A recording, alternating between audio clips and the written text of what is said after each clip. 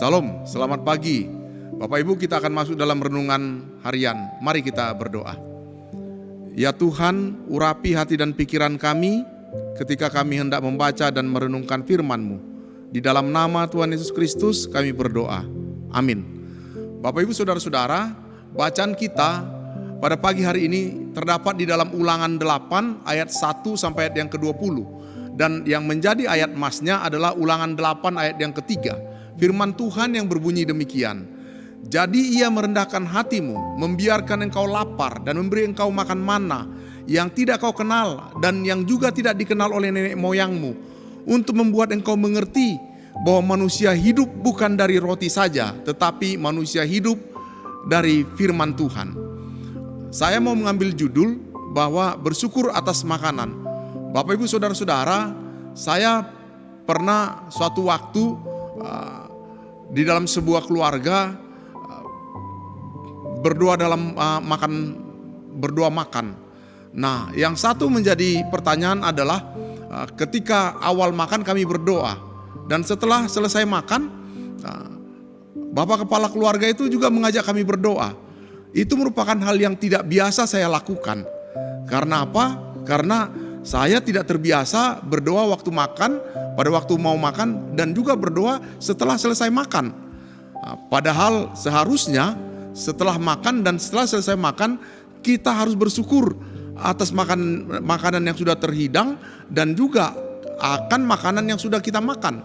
Bapak Ibu saudara-saudara, kalau kita bisa melihat dari cerita ini dalam perjalanan bangsa Israel keluar dari Mesir, ketika mereka di padang belantara, orang Israel mengalami kelaparan dan Tuhan mencurahkan makanan kepada mereka yang disebut dengan manna yang datangnya dari langit.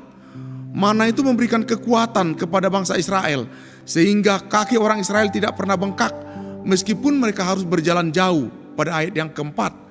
Dan itu bukan hanya makanan yang memberikan kesehatan. Allah sebenarnya mendidik mereka supaya mereka percaya kepada Tuhan, yaitu agar bangsa Israel senantiasa mentaati perintah Tuhan dan menghormatinya, Allah yang memelihara kehidupan mereka. Dan juga Bapak Ibu saudara-saudara, agar bangsa Israel mengingat bahwa manusia itu tidak hidup oleh makanan jasmani saja, tetapi oleh firman Tuhan, yaitu makanan rohani, yaitu supaya mereka percaya kepada Allah.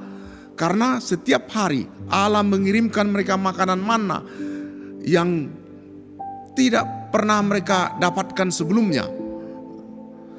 Tetapi Bapak Ibu saudara-saudara, ketika mereka bersiap masuki tanah perjanjian, tanah yang penuh susu dan madu, tanah yang penuh dengan kelimpahan, Tuhan kembali mengingatkan kepada mereka. Intinya Allah berkata, sekarang setelah kamu masuki tanah ini, aku mau kamu mengingat aku. Setelah kamu makan dengan kenyang, jangan pernah melupakan Tuhan. Bapak Ibu saudara-saudara, ternyata kemakmuran, ternyata kesenangan, kekayaan cenderung membuat kita berbangga diri dan mengandalkan diri serta melupakan Tuhan. Sehingga kadangkala kita merasa tidak membutuhkan Allah saat kita mempunyai gaji, saat kita mempunyai investasi, saat kita mempunyai karir, saat kita mempunyai rumah, kesehatan dan keluarga yang baik. Oleh sebab itu sangat menarik apa yang disampaikan oleh Ulangan 8 ayat 3 ini, yaitu supaya kita ingat Allah yang memberikan kita kehidupan. Dan ulangan ini juga yang dipakai oleh Tuhan Yesus ketika dia melawan pencobaan dari iblis setelah dia berpuasa selama 40 hari. Ketika itu Yesus kelaparan. Oleh sebab itu Bapak Ibu saudara-saudara, maka ketika kita suatu waktu diizinkan oleh Allah lapar, suatu waktu kita diizinkan mengalami kesusahan, hal itu adalah karena Tuhan menginginkan kita supaya kita merendahkan hati. Dan ketika kita juga mempunyai banyak materi, supaya kita tidak melupakan Allah. Itulah sebabnya Bapak Ibu saudara-saudara, seringkali kita menganggap bahwa berkat Tuhan itu adalah hal yang rutin, hal yang lumrah, hal yang biasa. Namun ketika kita menghadapi kesulitan itu supaya mengingatkan kita dan membuat kita menjadi orang yang rendah hati. Jadi Bapak Ibu Saudara-saudara, jika kini kita berada pada titik di mana kita mengalami kehidupan yang berkecukupan, sebenarnya itu adalah hal yang luar biasa dan itu berkat dari Tuhan.